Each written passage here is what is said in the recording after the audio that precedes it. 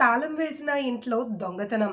కామారెడ్డి జిల్లా గాంధారి మండల కేంద్రంలో తాళం వేసిన ఓ ఇంట్లో చోరీ జరిగినట్లు కుమ్మరి గల్లీలో ఉండే కుమ్మరి రజిత్ కుటుంబ సభ్యులు కలిసి వేములవాడకు బయలుదేరారు. తిరిగి వచ్చి చూసేసరికి బీరువాలో ఉన్న 7 తులాల బంగారం, 1500 నగదు చోరీ గురైనట్లు బాధితులు తెలిపారు. దీంతో బాధితుడు పోలీసులకు ఫిర్యాదు చేయగా కేసు నమోదు చేసి క్లోజ్ టీం పిలిపించి సంఘటన స్థలాన్ని పరిశీలించి ఆధారాలను సేకరించినట్లు సదాశివనగర్ సిఐ సంతోష్ తెలిపారు. ఎవరైనా ఇంటికి తాళం వేసి బంధువుల దగ్గర గాని దైవ దర్శనానికి గాని వెళితే పోలీసులకు సమాచారం ఇవ్వాలి అని సిఐ తెలిపారు. సిఐ వెంట గాంధారి ఎస్ఐ ఆంజనేయులు కలిసి విచారణ చేపట్టారు.